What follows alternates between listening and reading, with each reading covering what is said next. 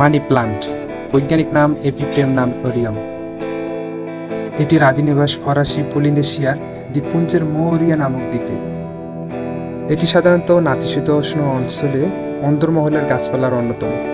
এটি অনুকূল আবহাওয়া পেলে অধিক হারে বিস্তার লাভ করে, যা পরিবেশে কোনো কোনো সময় ক্ষতির কারণ হয়ে দাঁড়ায়। প্রায় শহর এলাকায়, বাসা বাড়িতে, অফিসে ডেকোরেশনের কাজে এই লতা জাতীয় উদ্ভিদটি ব্যবহার করা হয়।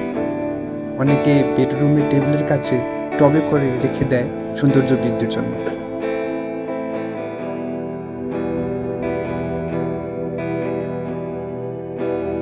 এই প্রজাতির উদ্ভিদকে হত্যা করা অসম্ভব, কারণ এটি অন্ধকারে থাকলেও চিরসবুজেই থেকে যায়।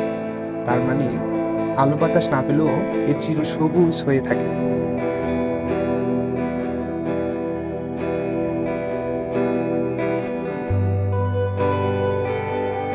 আজকাল এই উদ্ভিদটি ঔষধি উদ্ভিদ হিসেবে বিভিন্ন রোগের সমাধান দিচ্ছে।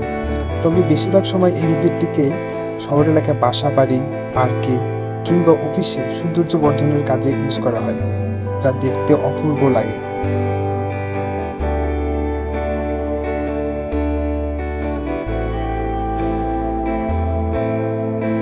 পান পাতা বা পুঁইশাকের লতার সাথে এই উদ্ভিদটির অনেক সাদৃশ্য রয়েছে।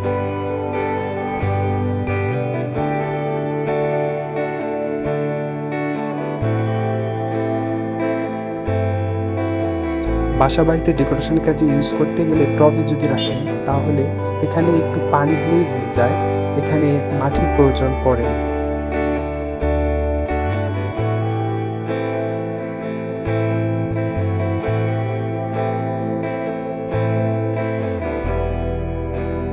কাজেই আপনার বাসা বাড়িতেও বা অফিসে এই উদ্ভিদটি ব্যবহার করে বাসার সৌন্দর্য আরো বৃদ্ধি করতে